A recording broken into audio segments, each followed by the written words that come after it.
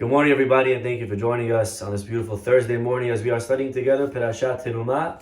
Today's class has been sponsored anonymously for the Refuah Shlema of all of Am Yisrael. Hashem should bless our anonymous sponsor as well with health and happiness and success. Amen. If anybody would like to sponsor a class or a week of classes, a month of classes, please email us info@ejsny.org. Rabotai, we are studying together today Perashat Terumah. Terumah deals with the building of the Mishkan, the house for God, and we spoke about it already this week. But there is obviously one thing that we need to discuss, and that is the famous Holy Ark, okay?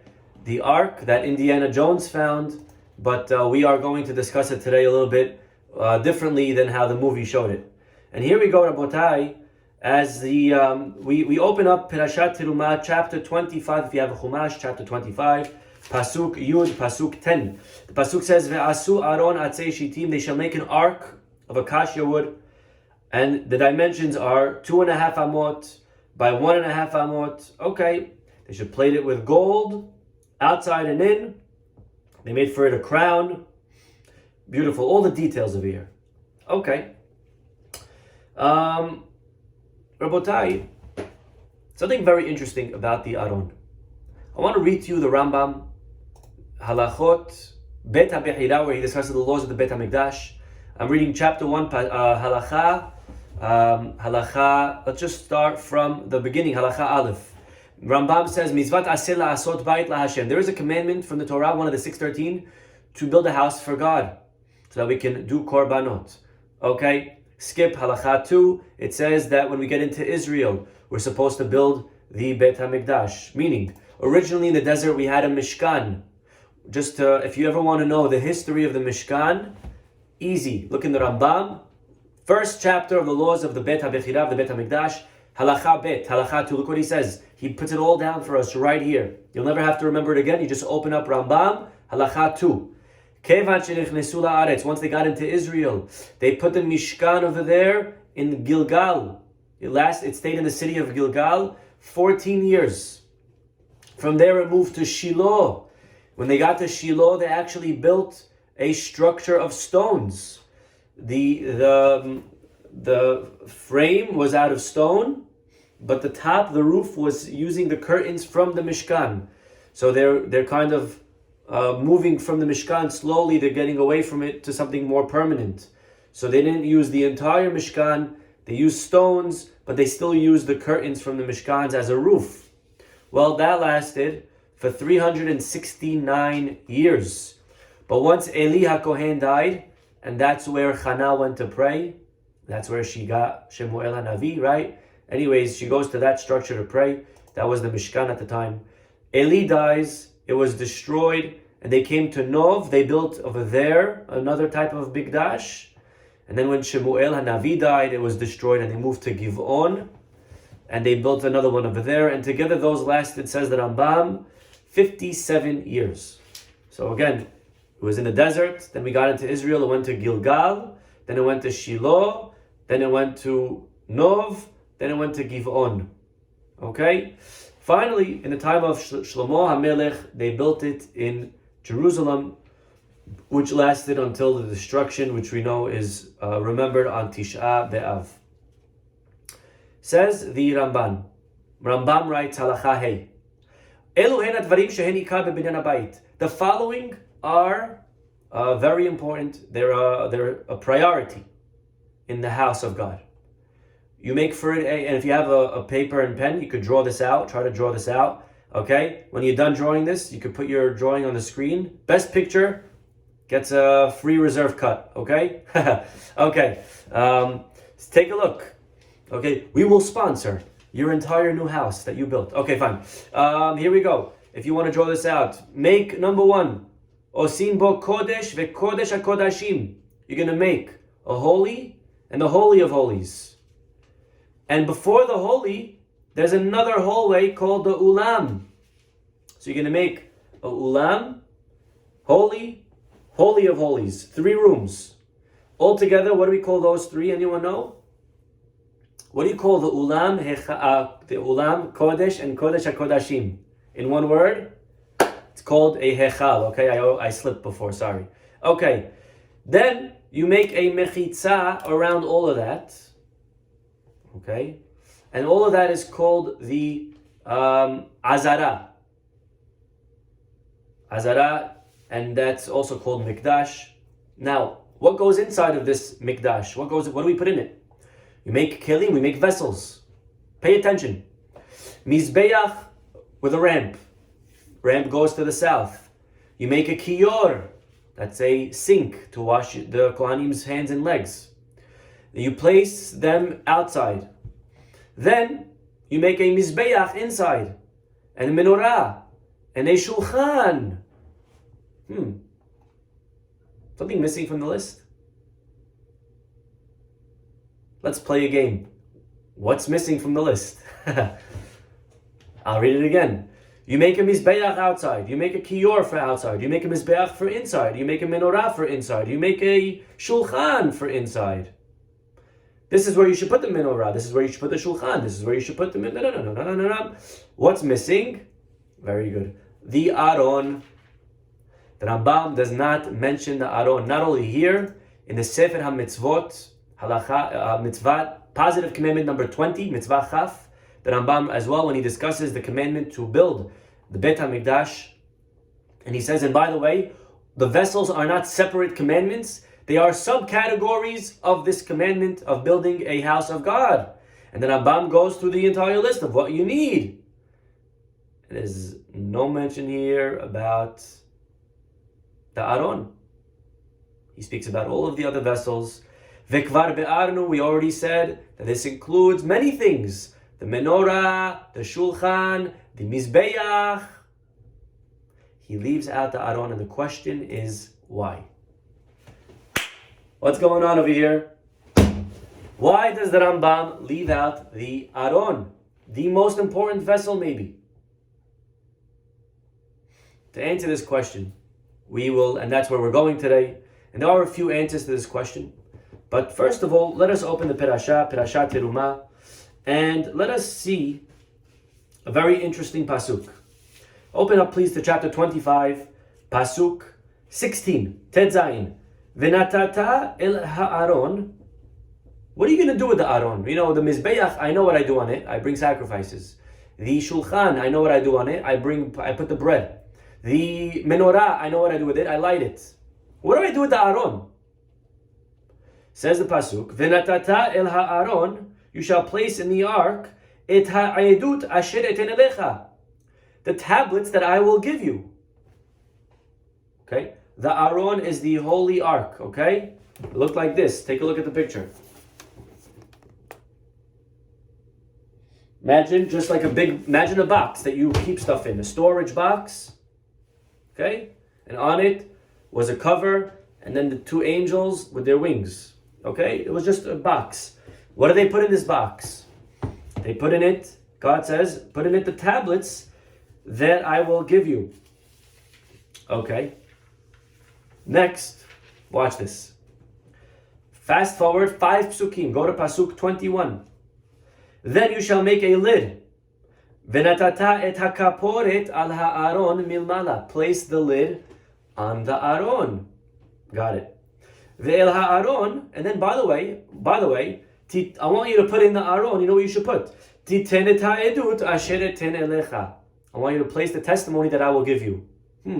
That sounds familiar. Oh, right, because you just told me 5 psukim ago. V'natata el ha'aron et ha'edut asher eten elecha. Literally, word for word. V'natata ve'el ha'aron titen et ha'edut asher eten elecha. 5 psukim apart, the pasuk repeats itself. And guys, take a look. If this is a Rashi that you want to see, this is it. If there was ever one. Rashi says words that he doesn't say often.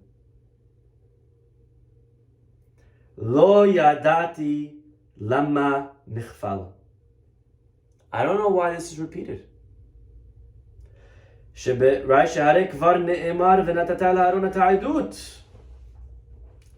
already said it above. 5 psukim ago, you already told me to put the edut in the Torah, on the ark, in the aron. Why telling me again? Rashi says, I don't know why. Now, obviously, there are many answers to this question.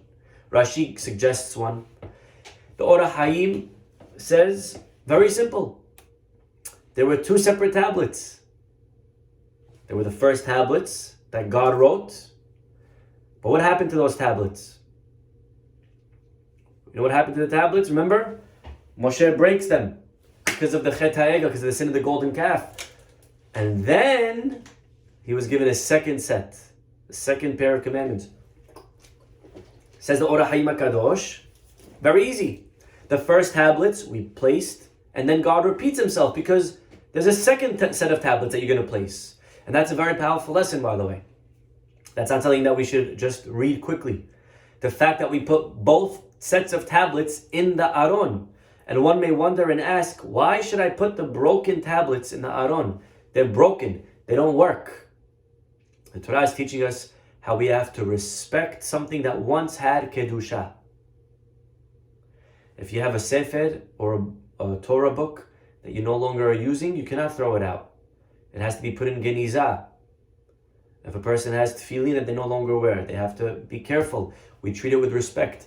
People that maybe get older on in the years and they no longer are fully with it, or they don't remember well. Torah is teaching us, don't disregard them, don't throw them away. Don't just leave them alone in some old age home. Respect them. The Aron had both tablets, the broken ones and the healthy ones, side by side. It once served a purpose of Kedusha. It's worthy. It's important. It's holy. Put it in the Aron. And that's the Orah Hayim HaKadosh's answer. The ark had the tablets that were broken and the tablets that were not broken. And that's why the Torah is repeating itself, to put the tablets in it 2 times, because there's 2 tablets. Beautiful. That's one answer of the Orah Hayim. The Meshech Chochmah says another answer that's actually found in the Yerushalmi. And the Yerushalmi says that the 2 psukim are referring to 2 different things. If you open up to Devarim, all the way to the last book of Moses, Devarim, chapter 31, Pasuk 26. Pasuk says, God says to Moses, Moses commands the Leviim, Lakoach et Sefer HaTorah hazeh, take this Sefer Torah. Now, by the way, I hope we understand the difference between a Sefer Torah and the tablets. Right? Do we know the difference? The tablets had just the 10 commandments on them. The Sefer Torah has the whole Torah in it.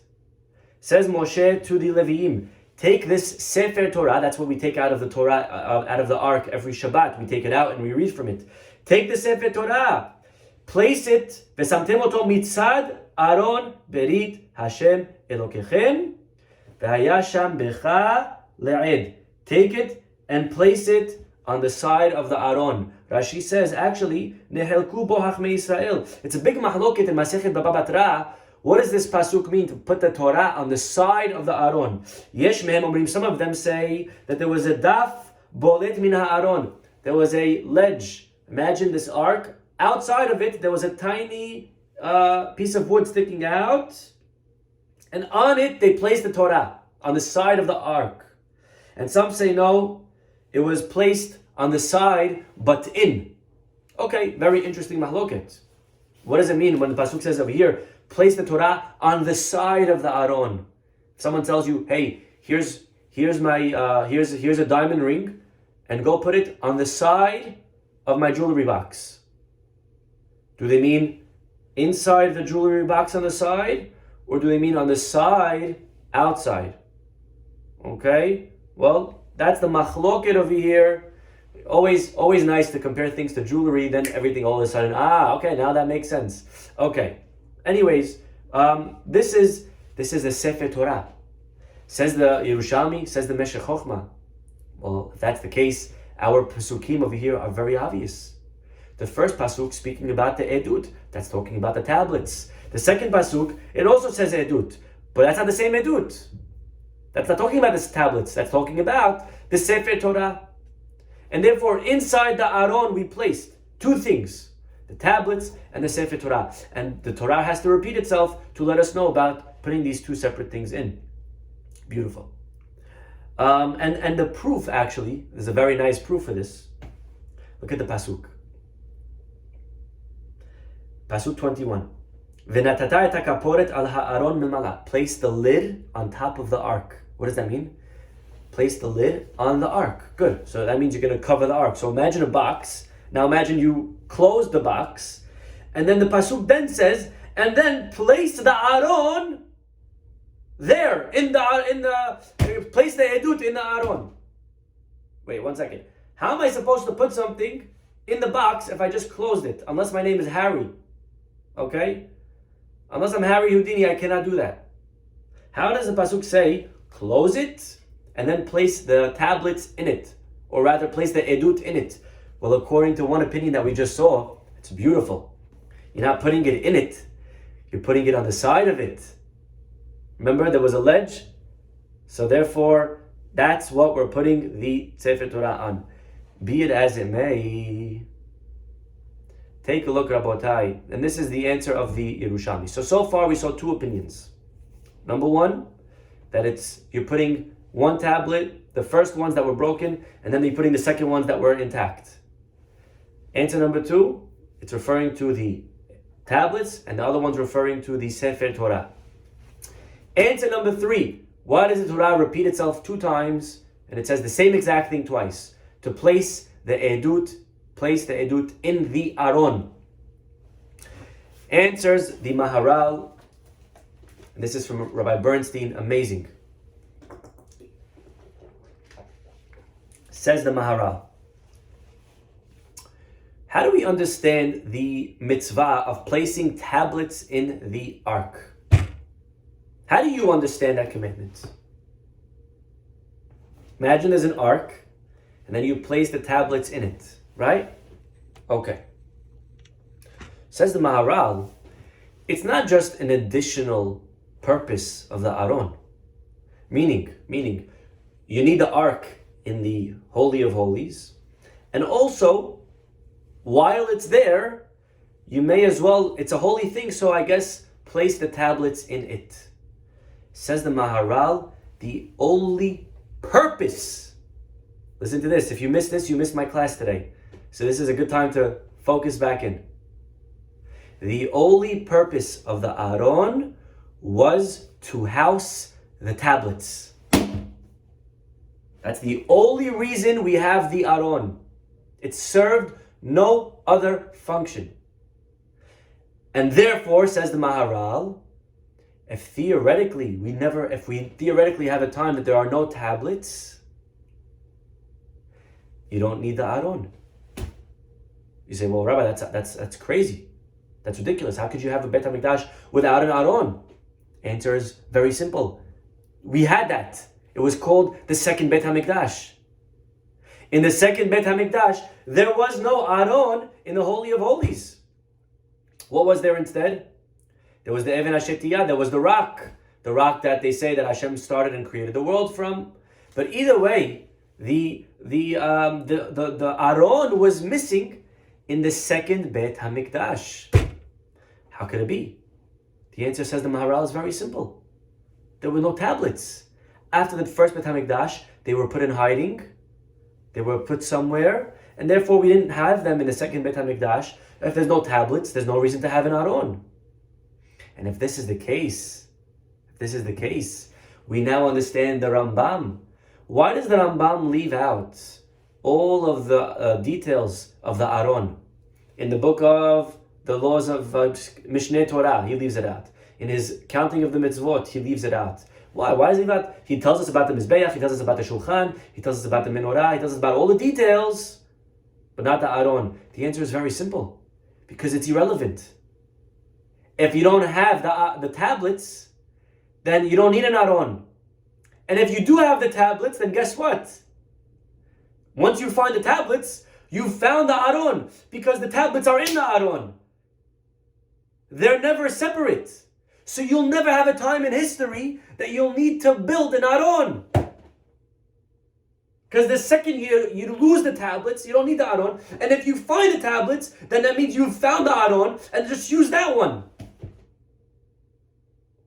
And therefore, says the Maharal, the Rambam leaves out these laws of the Aron because they're not something that matter. The Mizbeach you could build. The Menorah you build. Which is what the Chashmonaim did. They came in, they built the Menorah. right? And that's, again, something that we didn't really discuss in detail yet. The menorah we didn't talk about, but a lot to talk about over there as well. But if that's the case, Rabotai, if it's true what we just said today, if it's true what the Maharal, what Rabbi Bernstein is telling us, that the purpose of the tablets of the Aron was to house the tablets, and if you don't have the tablets, then there's no Aron. Well, take a guess. What does the Torah do when it wants to emphasize the purpose of something? What do you do when you want to emphasize something? You say it twice. Says the Maharal, and that is why the Torah repeats itself. Place the tablets in the ark, and place the tablets in the ark 2 times, because the only purpose of the ark is to house the tablets. Beautiful. Now the Maharal just said a very big chidush, but there are a few proofs for what he said. That again, the Aron serves no function in itself. We don't need it. On Yom Kippur, you don't need it, even though the Avodah is in the Holy of Holies, and the Kohen Gadol goes inside, and he puts the shovel down, but you don't need an ark. Again, the proof is the second Beit HaMikdash. The only reason we need it is to house the tablets. Take a look, Rabotai. In Shemuel, the Pasuk tells us there was a moment in history that the Jewish people lost the ark. They lost it. Not that they put it in hiding forever.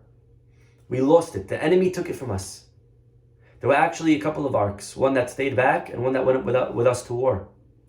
Well, the Pasuk says in Shemuel, when we went out to war, we took the Aron. The Pasuk says, Ve'aron Elokim nilkacha. Anyone know what that means? The ark of God was taken. But Rabotai, if you know Hebrew, just like in other languages, there's masculine and feminine. Right? In English, I don't think it exists. Right? You took or you took. Doesn't matter if what you took is a male or female, masculine or feminine. In Hebrew, there's masculine and feminine. Just like in French, I believe, right? Depends what you're talking about. You'll give it a French, or you give it a male or a female.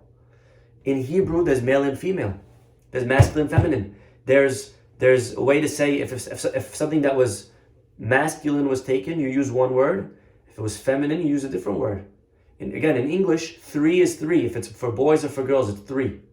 In Hebrew, it's shalosh or shlosha, depending on what was taken. Depending on what you're talking about.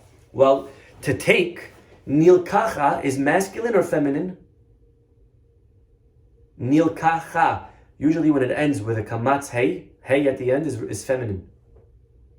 So it says the ark of God was taken in Arabic too. Okay, great. The ark of God was taken feminine.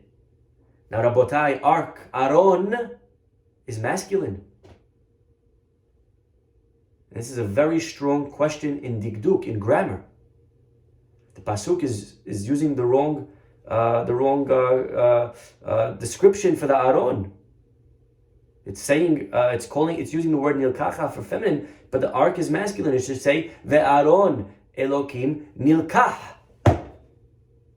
If you have an answer to this question, I will bow to you and I will give you a very beautiful round of applause, standing ovation. How could it say about the ark, Aron nilkaha? It's a huge mistake. Okay?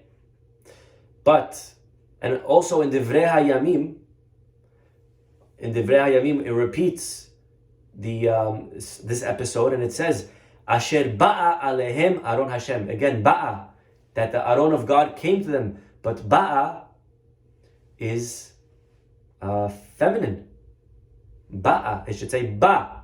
Asher ba'a alehem Aron Hashem. Very good, very good, very good. Watch this. The luchot, answering the question on the side, the luchot are feminine. And if that's the case, we have an answer to our question.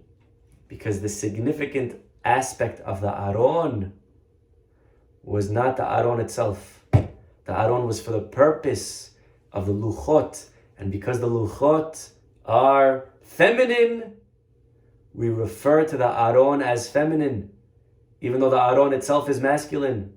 ve'aron Elokim nilkacha. Bravo! Beautiful. And by the way, says Rabbi Bernstein, there's another proof for this. Let us go back to 2 weeks ago. Story that we like. This is let's leave Mishkan. If you have a headache from Mishkan for 1 second, and let us go to Yitro and his daughters. Remember the first time that Moshe met Yitro's daughters? It was at the well, Parashat Shemot. We read it a few weeks ago. Well, he gets to the well, and the pasuk says about Yitro's daughters. Let's open the pasuk. Vayavohu haroim, chapter 2, pasuk 17. Vayavohu haroim, then shepherds come. Vaygareshum, and they kick them away. Who did they kick away? They kicked Yitro's daughters away. Okay, great. Now, last I checked, daughters are daughters. They're girls. Vaygareshum, with a mem at the end, is wrong, is incorrect grammar. It should have said, anyone know what it should have said for female, for feminine? Vaygareshun, with a nun. Vaygareshun. Why does it say Vaygareshum? Similar question. But if you look, and if we read the Mefarshim, the real question is, why were the daughters kicked out? Why did the shepherds drive them away? What was the reason? Well, the reason was there was a herem, there was an excommunication that the community put on Yitro and his family. Because Yitro originally was a believer in the Goyim's ideology, in the Midian gods, whatever that was at the time. But eventually Yitro saw the light. He became a monotheist. He accepted God. But because of that, he took a lot of slack. He became an outcast. Because of that, they bothered him, they bothered his daughters. So the shepherds come and they drive the daughters away. But Rabotai, why did they drive the daughters away? Because of their father. And if that's the case, we will use masculine. Vaygareshum. Guys, it's an amazing, amazing concept that you need to write down and keep forever. Whenever you're learning something and you find that the tense is mistaken, maybe, or the right, masculine, feminine, maybe it's because of this. Okay, to apply this whenever possible, that's amazing. Another proof. So that's one proof of the Maharal, says Rabbi Bernstein, that the purpose of the ark was for the tablets, because it uses the feminine. Okay, another proof. The pasuk begins, our parasha begins, Ve'asu li mikdash, make for me, in plural, asu, make for me.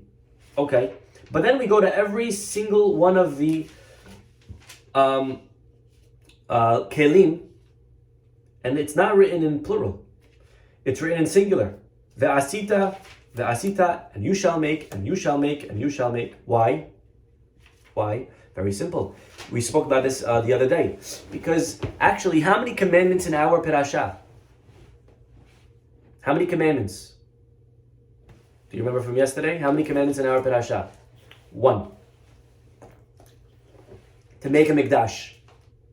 What do you mean, Rabbi? You make the menorah, you make the mizbeach, you make this, that, the other. That's all part of 1. All that is a subcategory of 1 mitzvah of making the mikdash. And therefore, parasha begins with plural, ve'asu. That's the commandment on the Jewish people. Later is just detail. And therefore, ve'asita, this is what you should do, this is what you should do, this is what you should do. But it's not a commandment on the people. It's a detail of the first commandment of ve'asu. However, there is something very interesting. If you look at, there's one vessel that's an exception. There's one vessel that's written not in singular, but it's written in plural, and that is the ark, the aron. Ve'asu aron atzei shitim, because the aron, again, proving the Maharal, has nothing to do with the building of the Beit HaMikdash. The aron was irrelevant. That's where you put it if it was there, but the function of the aron was not part of the service of God. To serve God, you need a mizbeach. To serve God, we needed a menorah. To serve God, we needed the shulchan. That was part of the avodah, the kelim. But the aron was not really a keli. And if you didn't have it, it's fine. Like we said before, by the second Beit HaMikdash, the sole purpose of the aron, again, was to house the tablets. Rabotai, this all is leading to one beautiful, and we'll end with this, one beautiful thought. Take a look at the Rambam, laws of Sefer Torah.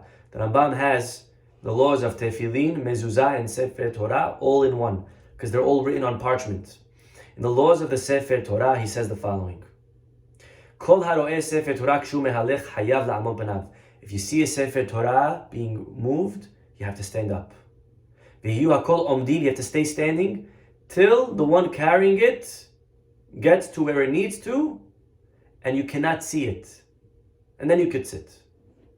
Okay, so for example, this is every week in shul sometimes, right?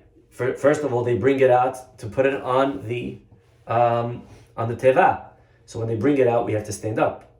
But sometimes even not. Even if they're taking the Sefer Torah and they're taking it downstairs to a different minyan, we stand up for the Sefer Torah. Beautiful. Rambam Halacha Yud, chapter 10, Halacha 10.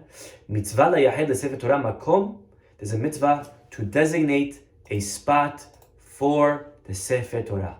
Rambam says over here to have a special place, assign a fixed place for the scroll of the Torah. Ulchabedo, ulhadero yoter midai. We have to not only make for it a place, but to show it extreme honor and extreme courtesy. Yoter midai, words that don't appear in the Rambam often. Extreme. Why? Why do I have to be so extreme? Meaning, big zechut, somebody that donates the ark for the Torah. The more beautiful, the nicer we make it. That's a mitzvah. And the better, the nicer, the better it is. Show it extreme honor, extreme courtesy. Why? Continues the Rambam, Devarim shebaluchot habrit, because the same exact things that were on the tablets, hen shebechol sefer vesefer, whatever were in the tablets, same exact words that were in the tablets are in every Sefer Torah. Velo yarok, and therefore do not spit in the synagogue. And you cannot show private parts in the synagogue. And don't pick up your legs in the synagogue. Don't turn your back. So much respect that we have to show. And the Rambam says, you know why? Because the Sefer Torah has the same contents as the tablets. Rabotai, how does this make any sense? The tablets, I get the tablets. They were in the Holy of Holies. They were in the Beit HaMikdash. The Aron was holy, it was in the Beit HaMikdash. But to make the same Aron for a Sefer Torah that's not in the Beit HaMikdash, how could you compare one to the other? And the answer is, again, the Aron has nothing to do with the Beit HaMikdash. You make a holy ark for the tablets, irrelevant of the Beit HaMikdash. It has nothing to do with serving God in the Beit HaMikdash. The tablets are holy. You need for them a beautiful ark. The Sefer Torah and Shul, you need for it a beautiful ark. And how important and how powerful. Today, we no longer have the Beit HaMikdash. But imagine it was here. Would you ever pick up your phone and talk to your friend on your cell phone in the Beit HaMikdash? Would we ever text somebody in the Beit HaMikdash? Would we ever shout, "Hey, what's going on, Joe? Good to see you, man!" Would we ever do that in the Beit HaMikdash? We would never. Would we ever walk in with sandals and shorts and a tank top? We would walk in the Beit HaMikdash dressed the way Hashem deserves. Like kings, like queens. We would walk in modest, how we dress, how we act, how we talk. Well, the Rambam is telling us, guess what? We have the Aron, not just the Beit HaMikdash, the Aron, which was in the Holy of Holies. We have that Aron every single day where we are. It's housing the Sefer Torah. Be very careful how we talk. Be very careful how we act. We shouldn't be lax. We shouldn't be nonchalant. We shouldn't be, and sometimes it's a good thing because we get so comfortable in synagogue. It's like the home away from home, and we love it. We're in shul so often that we feel comfortable, like I'm comfortable in my friend's house. And that's true. There's something very nice about that you feel comfortable in God's house. You don't come here once a year, I agree, but to also make sure that we don't lose the respect, because like they say, familiarity breeds contempt. Familiarity breeds contempt. And therefore, when you get too comfortable sometimes, we lose respect. We have to make sure to always preserve the respect that we have for the Bet Knesset. Again, there are many rabbis, there are many people that will make sure not to talk about anything in the Bet Knesset other than prayers. If somebody wants to ask them a question, not even Shabbat, even a weekday, ask them a question, come, let's take a step outside. Walk outside.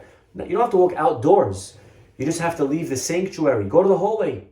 Go to the hallway, no problem. They want to count money. They want to see you want to answer a text, you want to talk on the phone, no problem. Outside of the Bet Knesset. Again, it's a beautiful level that we should strive for, that we should aspire to, because at the end of the day, every synagogue, it has the Aron. You'll say, but Rabbi, come on, don't pull that on me. The Aron that we have in shul is not the Aron like the Bet HaMikdash. Come on, don't do that, Rabbi. But we learned today, the Aron has nothing to do with the Bet HaMikdash. The Aron itself is very holy. Regardless of where it is, it houses the tablets, it houses the Sefer Torah, to make sure that we speak properly in the Bet Knesset, to make sure we dress properly in the Bet Knesset, to make sure we act properly. Remember, we are in the presence of HaKadosh Baruch Hu, and this is something very, very powerful. We should be zocheh very soon to be able to take our decorum, to take the way we act in the synagogue, and to be able to apply it in the real Bet HaMikdash. B'meira b'yameinu. Amen. Have a wonderful day.